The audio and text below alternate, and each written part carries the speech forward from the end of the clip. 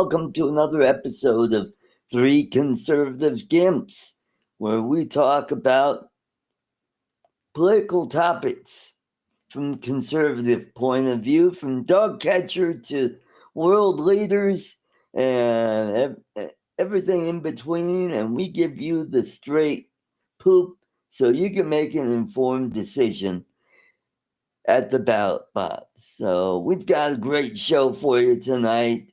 Lots to talk about, a lot of stuff happening. But before we do, let's welcome all the way from that blue state of New York. It is Charles Gillespie. Welcome. Howdy, and how's the weather there? Actually, it's not been bad today. Really cloudy, but still bright and not horrifically hot or humid. Good. Here, it was mostly sunny all day up until about 3 o'clock. Clouds start rolling in, and it looks like we may get some rain this evening, which would be good because it's been hot. We've been in the mid to upper 90s for a good part of the week so far, and it's supposed to go on for a couple more weeks. So we're in our hot, dry season right now. Yeah. For those of you who are watching, Lloyd is not here. He is in Grand Junction, Colorado at a high school reunion. So he took off probably around noon, 1 o'clock, got here. I don't know. Anyway, he's in Grand Junction right now. So hopefully Bill, yes, he is a traveling man. And I invited Bill, and hopefully he can join us. I did send him a link. Hopefully he hasn't forgotten us. So let's see, where shall we start? Let's start with Texas, with the redistricting. So it looks like they're going to go ahead and go forward with it. I guess they did get enough Democrats to come back to fill a quorum. One of the things that they did was they stopped payment on their checks, so they were, or their direct deposit. So they have to come back to get their checks. So they did that, and also Governor Abbott is talking about throwing them out of the assembly because of dereliction of duty, not doing their job. Randy, Lloyd is in Colorado Springs, Colorado he's going to have a high school reunion. Right now he's with his son,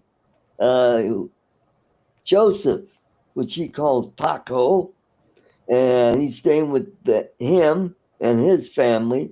So he's probably doing a lot of catching up and meeting some grandkids that he's never seen. So that's good. Yeah. And we got Brian, Waypoint, New England. Good to see you. Great to have you. So getting back to Texas. Also, he's bringing up charges on some of the Democrats of bribery because, Beto O'Rourke has using his what he calls Beto bots to get him out of state to California or Illinois. Mostly, I think they went to Illinois. They chartered a jet and everybody got on the jet. So it wasn't on the Texas dime. So somebody else is paying for it, which can be construed as a bribery or a bribe. Your thoughts, Charles? Well, I don't know the law well enough to know if it can be, translated right over into an actual bribe.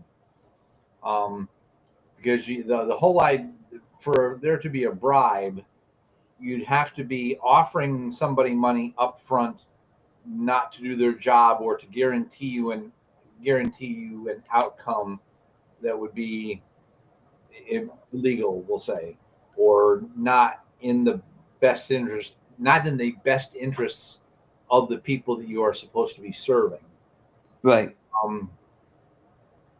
So I don't know if that can be a bribe, because these guys decided that they wanted to get away first, and then it seems like that Beto then said, Right. "Okay, I've got money for you here if you're going to do that." Well, it's not only just Beto, but it's Pritzker, the governor of Illinois, and it's Gavin Newsom in California, who they are. Who's Randy? Yeah, Ronnie. Oh, Ronnie. I'm sorry.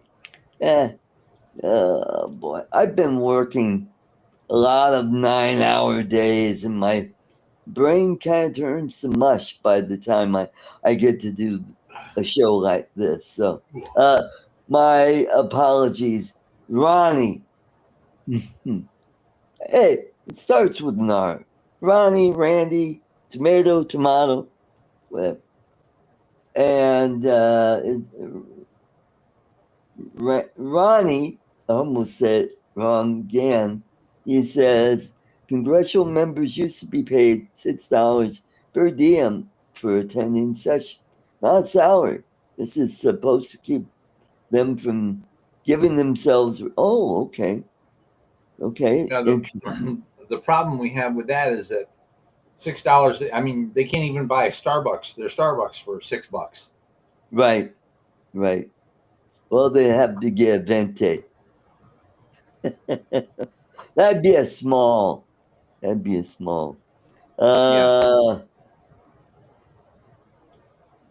My working in a weed shop. No, sometimes I feel like I've been in a weed shop, but yeah, so I do what's called blue collar work, and I work in a factory, so I'm doing the same shit over and over and over for 9 hours, just sitting at a station welding springs together, the two ends of the spring together, to make a seal for a sealant that'll go on anything. But that's what's going on. So that's what's going on there. So now California has decided, well, we're going to redistrict too. Take that. So there's a bunch of other states that are threatening to do that, including right. New York. Like, oh my good grief! Can you embarrass me anymore, Kathy Hochul? Right. Even Massachusetts, which is really dumb because they have 0 Republicans in Congress. So how is that going to benefit? Which I don't understand. From what I understand, why Texas is doing this is the revised census, because if you take out the illegals, it changes the population and apportionment for the districts. So that's why they're doing this midstream rather than wait another 5 years for the next census and do this all over again. That is my understanding. Is that your understanding, Charles? I'd heard. I didn't know that that's necessarily what this in Texas was. I thought there was. I know Trump wanted a nationwide. This sort of thing to be nationwide. Let's because we don't have to do the census every decade. He's like, well, let's do this now and exclude all the illegals. I thought that was going to happen in every state. Okay. And because I hadn't, I mean, I knew about the stuff that was going on with Texas and these Democrats fleeing the state. I didn't understand that California was trying to lift the middle finger to all that. Right. And so I did a little bit of research online, and just because it was like almost like near the top of my search results, I just clicked on, I think it was CBS. And they were saying that Trump had ordered Texas to do this. And I immediately questioned that because it was CBS. I was like, did Trump really, say to Governor Abbott, look, Abbott, you got to do this? And so now that we're talking about it, I'm thinking it must have been not that Trump was necessarily ordering Abbott to do this, but that Trump wanted this done across the whole country. Right. And Texas was the first state to pull the trigger on it. Ah, okay. That makes sense. Thank you for that clarification. Well, I could be wrong, but after a very short amount of research and our conversation right here, that's what I'm thinking must be going on. Right. And I'm just going off of what I know about the Texas redistricting and the congressional members fleeing to other states because they didn't want a quorum, because they didn't. Why not stay and have a say in it rather than? Wisconsin did this crap a few years ago. What happened? Nothing. They didn't get what they wanted. So why are it's just all theater. It's all for show. Yeah. For no change. Why not?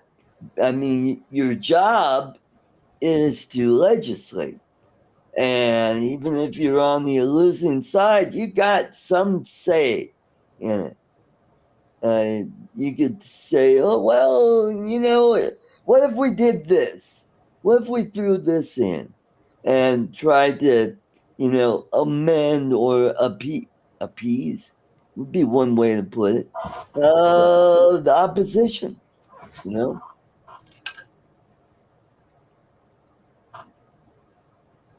Well, they're just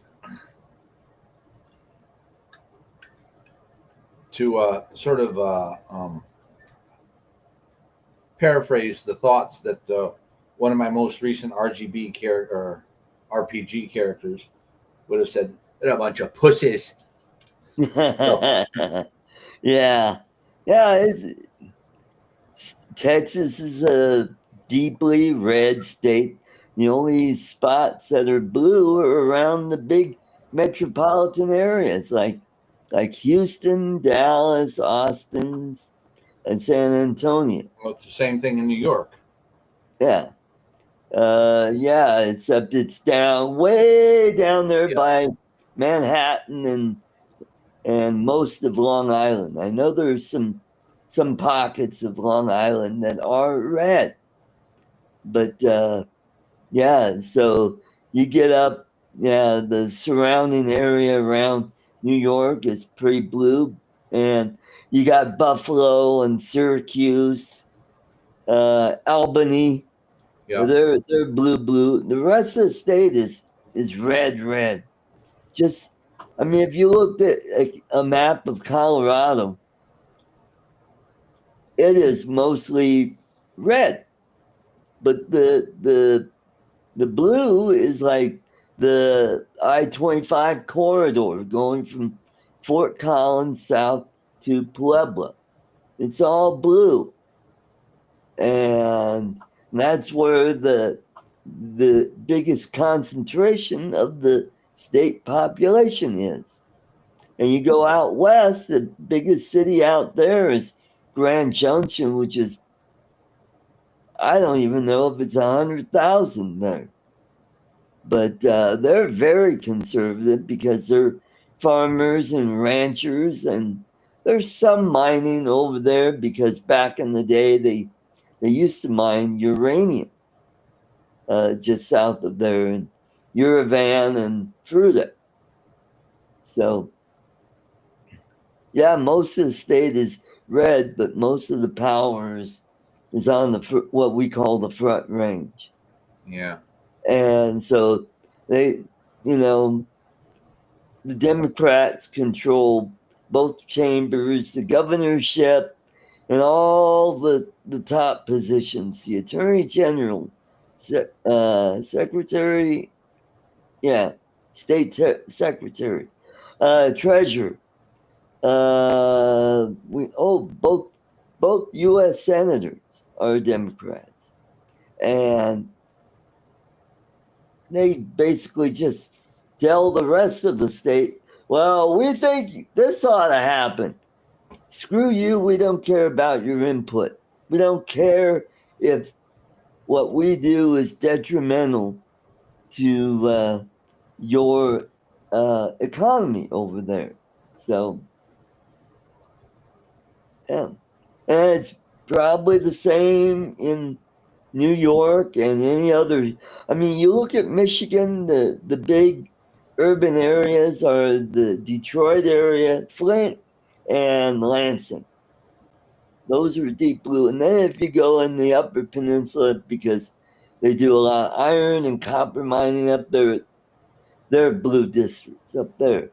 But most of the state is red.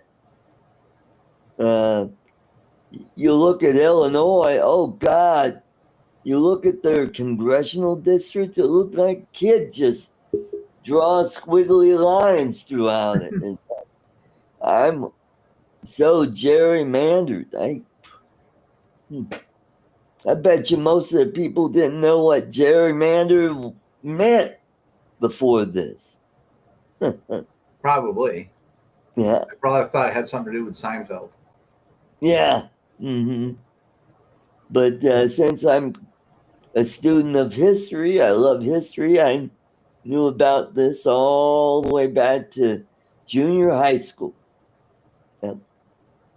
Yeah. So the way it is that each state has their own set of rules on how the districts are drawn up. And now some states have a commission, like Colorado has a commission that has it's in 3 parties. It's got Republican, Democrat, and unaffiliates. Sad thing about it is unaffiliates tend to lean left.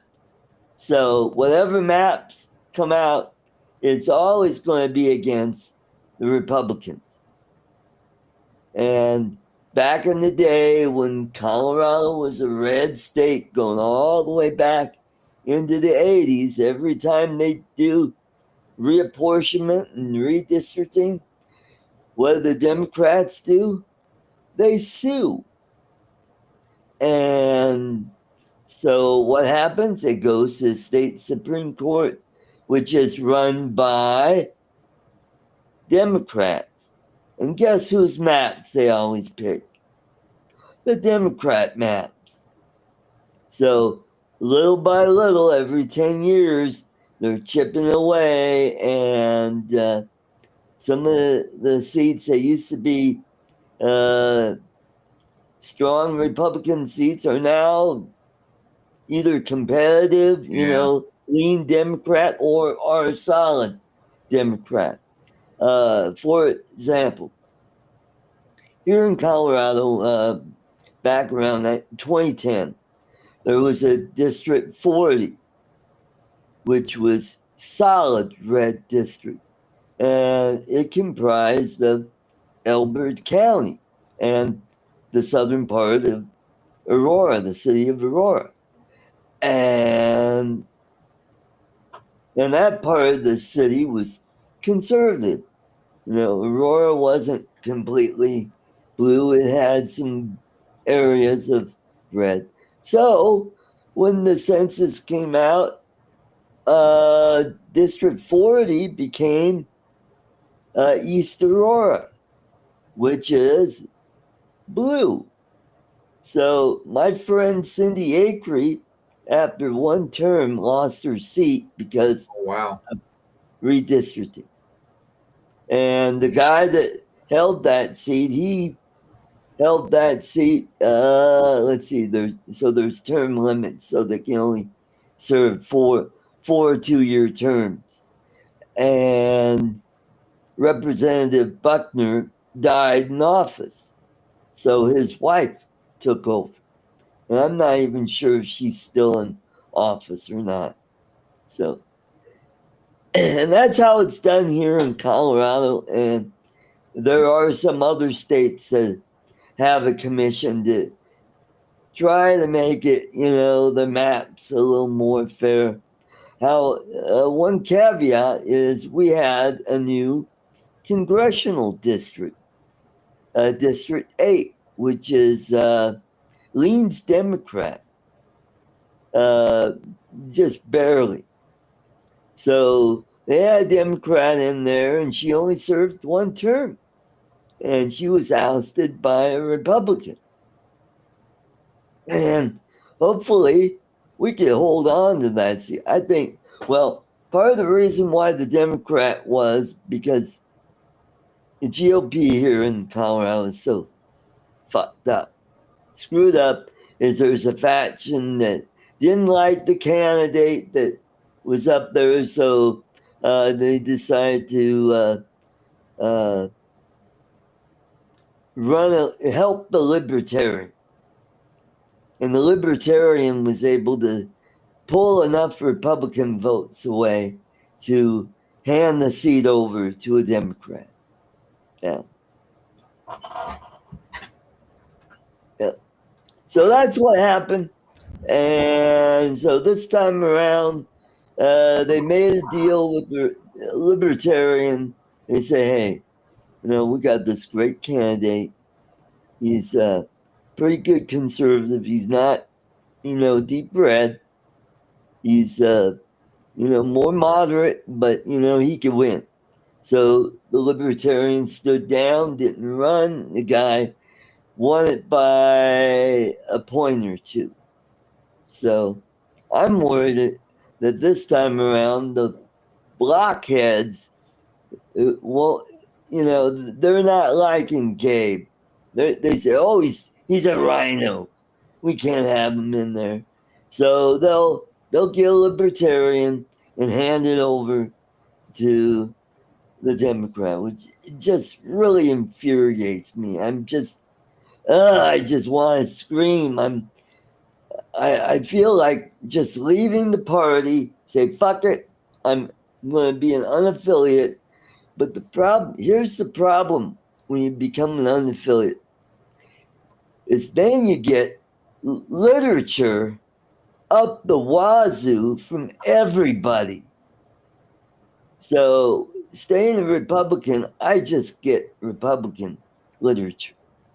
I just don't want my mailbox to be jam full of crap from Democrats, Green Party people, all I just but I'm like, ugh, so close to say, screw it, I'm out of here.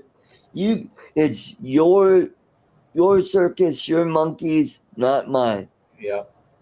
Yeah. We get mail from other states for Republican candidates in other states for us to support their oh yeah, their campaigns. Right. Yeah, we have that here, like help support Ted Cruz. We get a lot of stuff from states that because Ted Cruz is kind of he's a senator. Why should he work? Yeah, that's right. Forget it. Never mind. Okay. So that's what's going on with the redistricting. So we'll move on to our next topic.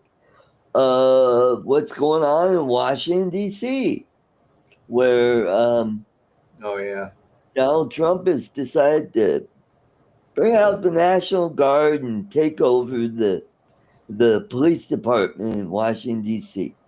Clean it up because, the mayor of Washington, D.C., she's told him not to help with ICE, and she's ineffective. And frankly, DC has been a shithole for decades. It's been, they keep trading places with Detroit, Chicago, and Miami for murder capital of the US. Or Baltimore. Baltimore is another.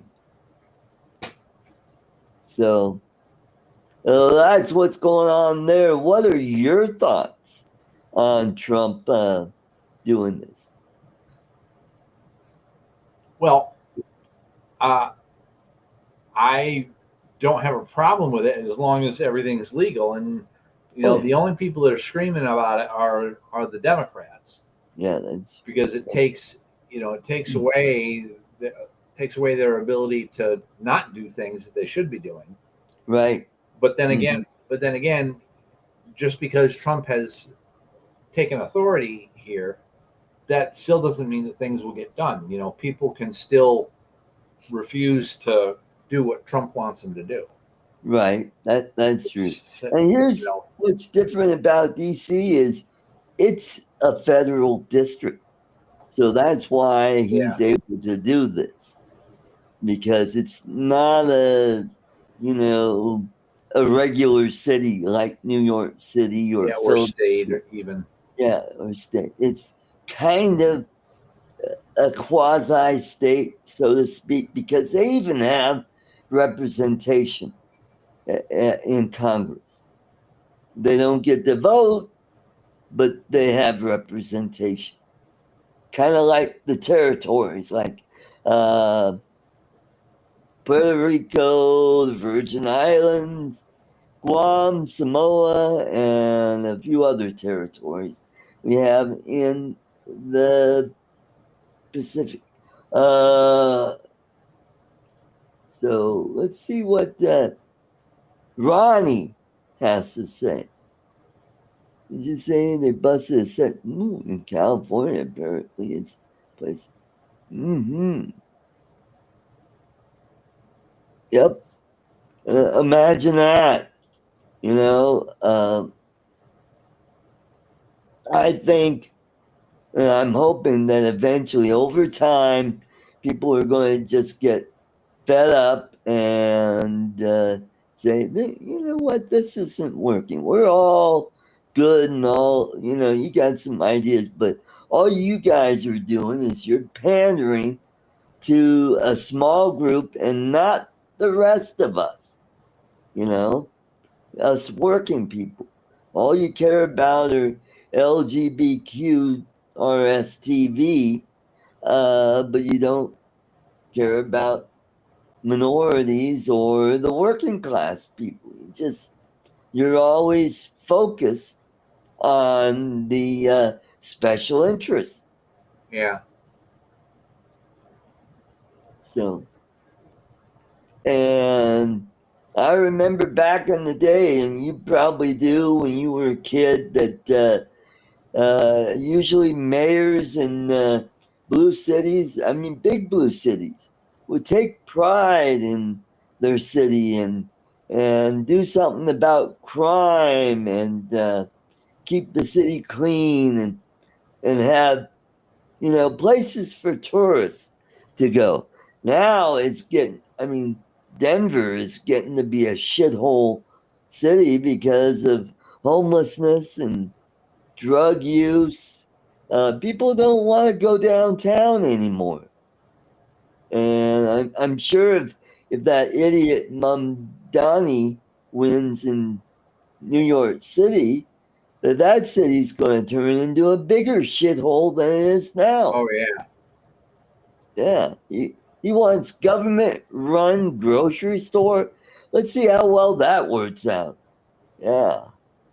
I bet you there are a bunch of people from Eastern Europe that probably grew up through all that shit when they lived in Eastern Europe, like Russia and Romania and Poland, East Germany, where the shelves were bare and the first thing that's going to happen when those stores open, there's going to be a big rush, and people are just going to grab what they can, what they could carry, and then say, the shelves will be empty. And they won't be able to, if they even try to restock them, gone. And then who's left? The poor people, or the people that couldn't get in, they're SOL. So. Well, I don't even know if they'll be able to go that far. I mean, doesn't he also want like a $30 minimum wage in New York City? I mean, that's. Oh, God. And who are the big supporters of this guy? Rich people that are on the Upper East Side. They don't give a shit because it's not going to affect them.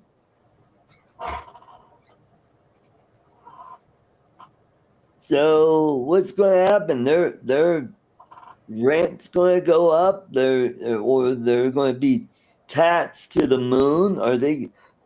I wonder how many are going to leave. Maybe go to Florida or Tennessee. I don't know. Yeah, you're right. I mean, apparently, not enough people have left New York City so far to. Well, it could be they can't because they can't afford transportation. Where are they going to go? That they're in such bad shape that they just can't leave. Where are they going to go? They don't have the money to go anywhere. And so they're stuck, and it's going to get even worse because the people that are mobile, they're going to get the shit out of there. They're going to get the hell out of there. And I mean, that's why we moved back to Colorado, because the economy was so bad in Michigan back in the late 70s, early 80s. And my folks, they struggled to find work. They were house painters. And when most of their clients were white collar executive types that had nice houses and wanted to have their interior or exterior painted. What did they do? They stopped doing that because they're paying their taxes, or they're paying other stuff. Like maybe, I don't know, gasoline for their vehicle, just to get to work and pay insurance and all that stuff.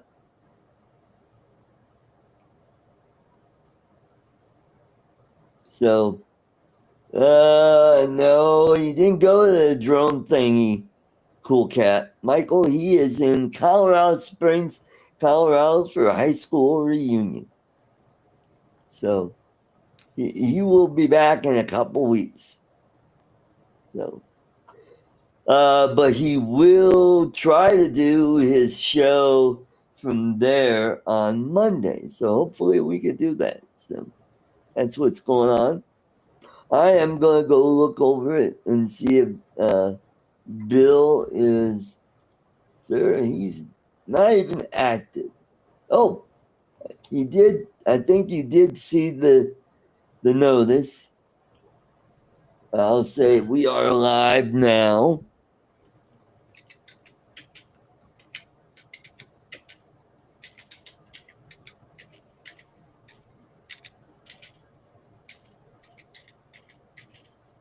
Join when you can.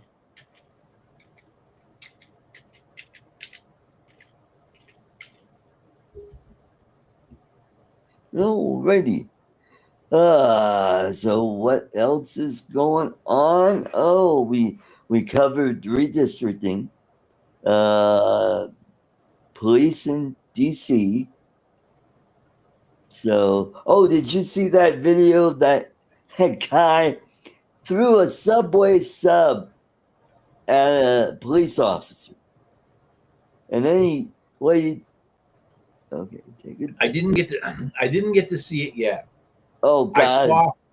I follow this guy and I watch him almost exclusively on Rumble. and I think the guy's name is Jeremy, and he runs a show called The Quartering, and he did a commentary video about that, but I hadn't got to watch it today. But I was thinking, it's pretty explicit. He explains it in the title. Some leftists attacked. Well, he said it was an FBI officer with a Subway sandwich. So I'm thinking, I don't. He was from the State Department. Didn't say FBI, but anyway, the guy's out of the job now. Oh, oh, this was great. an employee. Yep. Mm-hmm. How can you be so stupid? Hey, works for the government. So he takes a foot-long sub and throws it at the guy. I mean, he chucked it right at the guy. And he was yelling at the cop and blah, blah, blah. And he threw his sandwich at him, and then he started taking off. And then the cops were chasing him.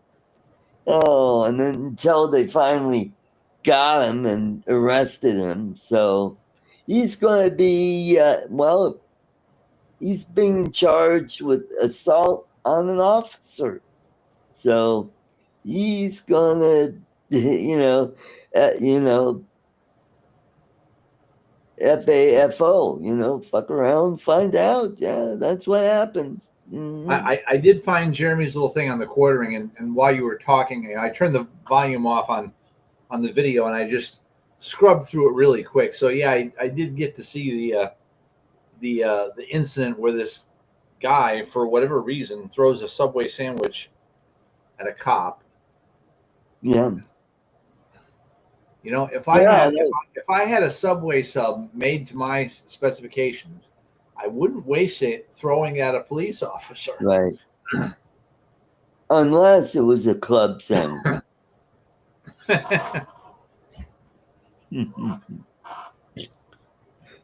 I'm sorry, Brian. I had to steal that from you. I saw it in the chat. Yeah. Oh, assault with a deadly pepper. Yeah. There you go. Cute, Michael. Mm-hmm. So, yeah, that was interesting. And Judge Janine Pirro was adamant about charging this guy and throwing the book at him. Yeah. So the other thing we could talk about some other stuff, but Trump and Putin are meeting up in Alaska, of all places, and so from my understanding, it's not going to be about the war, but it's going to be about trade and kind of putting aside what's going on and saying, hey, we'd like you to be part of the national community. If you could kind of, stop the war in Ukraine. And if he's not serious about stopping the war in Ukraine or peace in general, then he's just going to say, well, it can't work with you. And what Trump is doing is he's using economic power, our economic might to kind of change their thinking, because their economy is already the shits. With the war going on, that's draining their economy, and they're being propped up by China. Well, possibly, but I think it's the oligarchs in Russia that have a shit ton of money. And, Putin's thing is he wants Russia to have the prestige that it once had during the Soviet Union days. But that's not going to happen because, their economy is terrible and they've made themselves a pariah of the world. Europeans are not happy because it's like, shit, you're on our continent. Stop it over there. We don't want it spilling out over the rest of the continent. Okay, let's see what Michael says. Most concerning, see, on the right seems to be anti-Semitism, paranoia. That's true. Yeah. Because I think Trump is going to try and negotiate away because the trade routes, because both countries are border the Arctic Ocean, and there's a lot of resources up there, and if we and traffic. I mean, that's the shortest way to get from central Russia to Europe is go through that Arctic Ocean and do some trade. And I wish Bill was here. He'd be lively. He could. Yeah. So I feel like I'm in the Marx Brothers, and you're Chico, and I'm Harpo. Or no, you're Harpo, and I'm Chico. the silent one. I'm doing all the talking. Well, in a way, I'm kind of black-pilled about a lot of this stuff. So much of this stuff, I have become to feel very deeply that a lot of this stuff that we're seeing going on in the news is actually in the news to distract us from a lot of other things that we're not supposed to see. Right. And that's the real danger. Mm-hmm. That's true. That's true. I mean, they don't want us to know what's going on with Hillary Clinton and the either the Epstein files or the Russian collusion thing. Well, I'm talking about stuff like AI development and right. all kinds of stuff that impact the whole world. That right. I just Hillary, that's just more of a distraction. Right. Mm-hmm. I think that they're just sort of handing out here's a breadcrumb, or actually in what I've learned this term, it's called key jangling. Oh, when a lot of times when people want to go out, they'll grab their keys and the dog hears the keys jangle and then it runs over because it knows it can go out for a walk or go out for a car ride. So I think that's a lot of key jangling to get people who would stand against a lot of the things that I'm talking about focused on something else. And then because we're all focused on something over here, the left doesn't have to worry about its own. Number one, because this stuff that the left wants are these kind of things, globalism and AI and, eradication of borders and all this other stuff. Right. Excuse me. Not only do they want that, but they can also keep their own people subjugated, sort of out of the loop, right? By focusing on our reaction to the key jangling stuff. Mm-hmm. So, it's just I'm not seeing. We'd have to really have. I mean, even if Hillary did wind up in jail, damn well it's going to be minimum security prison. It's going to be, club fed. Yeah. Mm-hmm. She's not going to have to be in there with some, heavily overweight tranny by the name of Barbara. Oh, okay. Who's going to, show her what's what. Well, then she can have her conjugal visits with Bill. Yeah. Yeah. Cool cat. Maybe dog whistling. Yeah. Maybe that is a better term. Yeah. Yeah. Yep.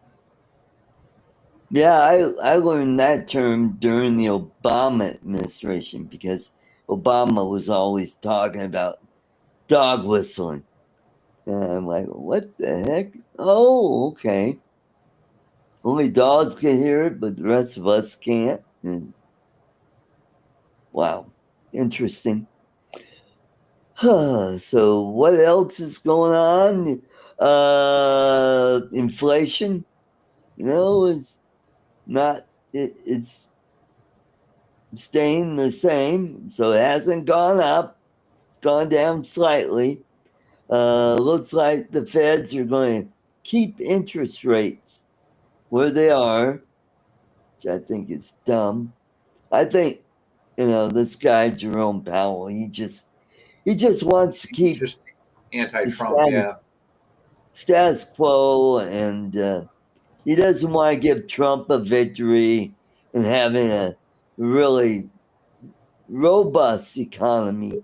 So he's going to try and keep it the shits like it was under 8 years of Obama, where we just had 1% GDP growth. And right now we're 2.5% GDP growth. If we get to 3.5, that's pretty good. So that's what's going on there. The markets were mixed today. So, but all the major indicators or indices like the S&P 500, the Dow Jones, all record highs. So, not that it's an indicator of the economy, but 401ks are doing really good right now. Yeah. This So, morning there was a huge drop in the stock market, but then they started rallying back. I don't know if they came back to the level that they were just like last night.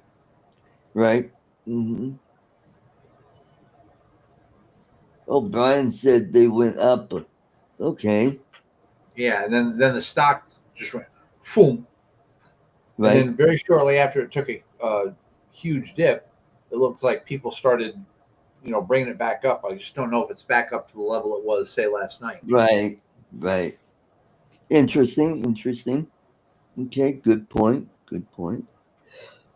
So we could go to late night television where Steve Colbert is Oh still God, hammering Trump and Republicans. He's like going full bore rather than try to save the sinking ship. He just wants to go out in a blaze of glory, you know. well, here, But I'm just double check something here. okay. So last Friday, Greg Gutfeld went on the Tonight Show with Jimmy Fallon, and I guess the ratings were pretty good on that show. But all the libs were all poo pooing it. Why are you humanizing the Republican?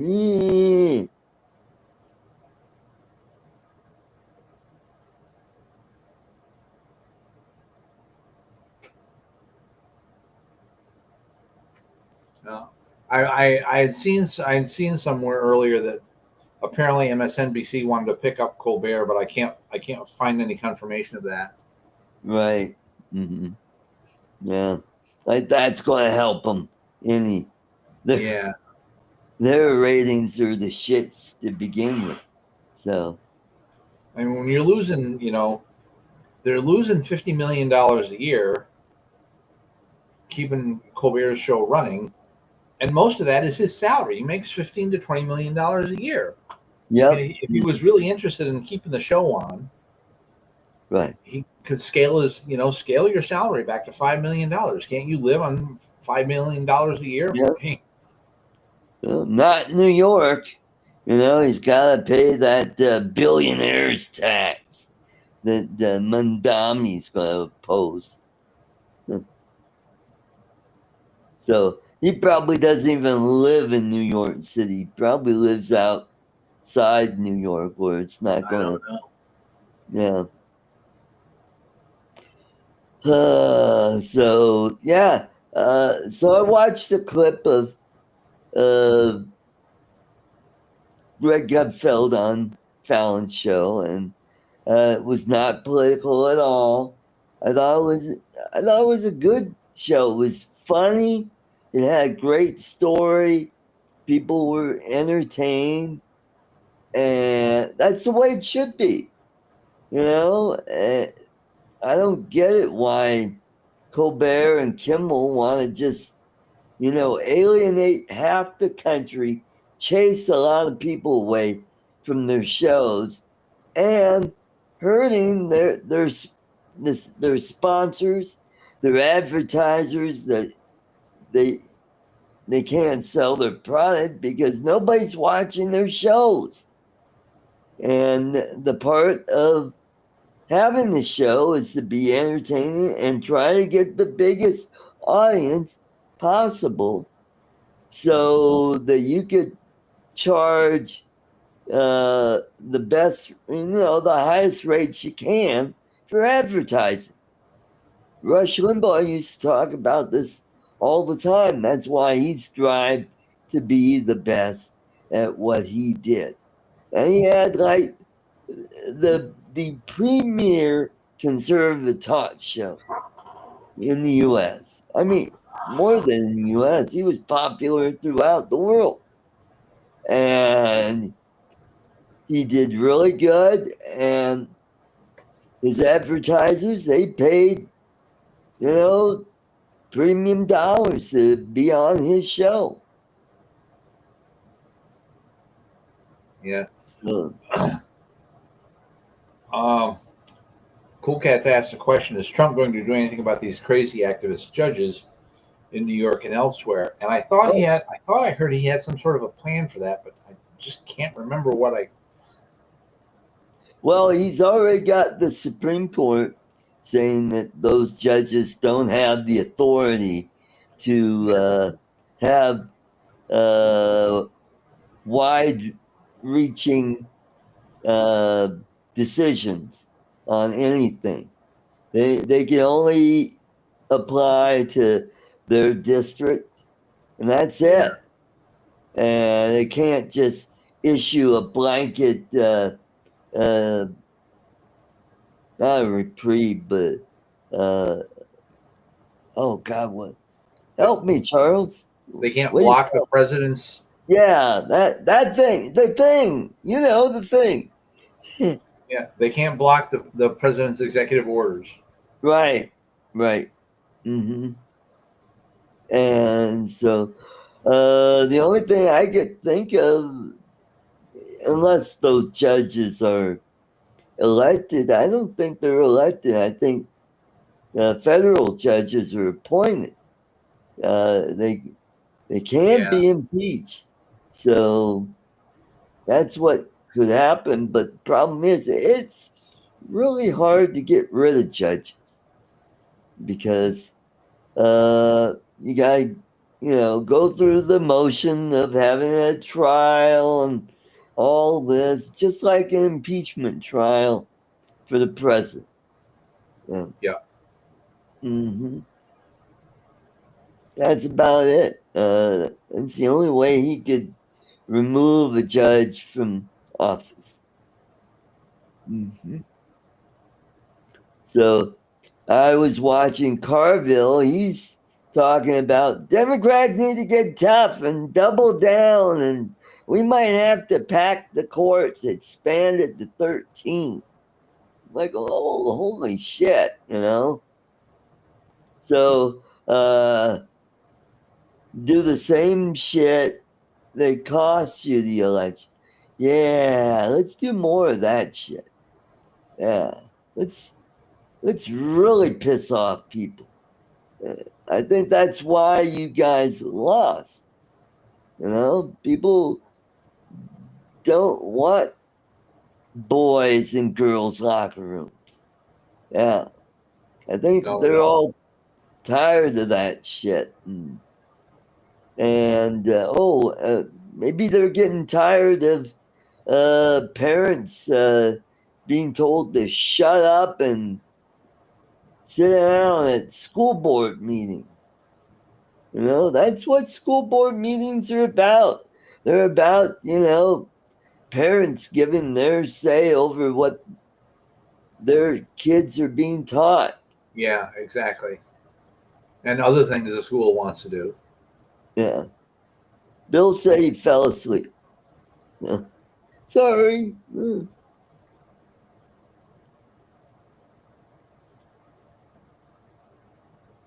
Well, it's only 4 minutes left, so. Yeah, we could stay a little bit.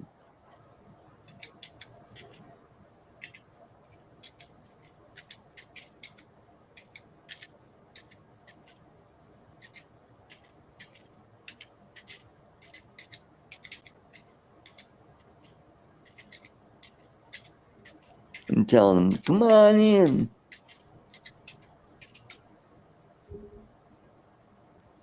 Mm-hmm.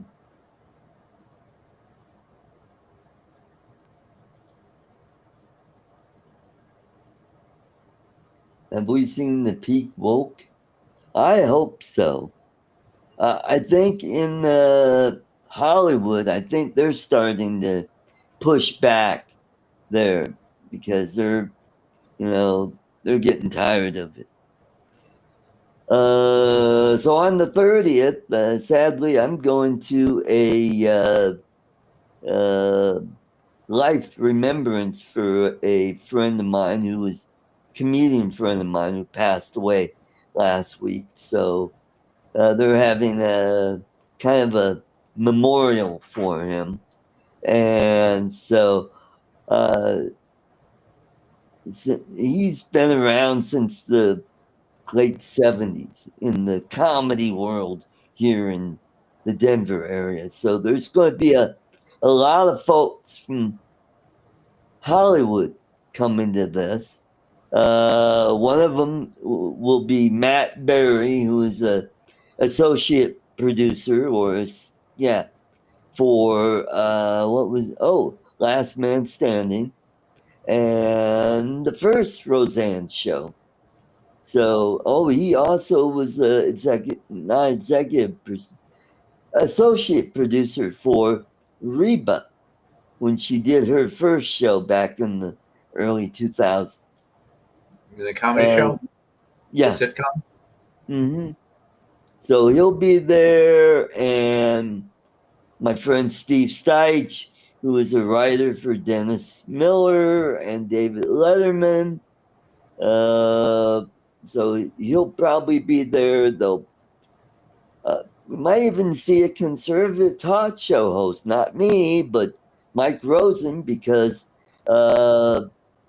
Ralph Achilles, it's the guy I'm talking about, he did some roasts for some conservative friends of mine, like Mike Rosen. And boy, they were funny.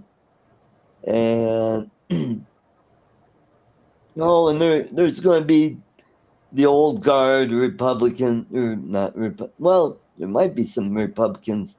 There are no Lynn Cottrell. She ran this group called TAPS, which is Tragic Assistant for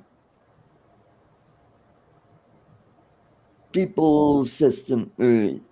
Anyway, it's for the families that lost a loved one in an armed like Iraq and Afghanistan military.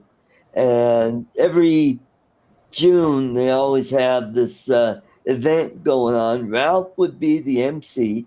They would have a musical, writing group, and these were writers from well-known country bands.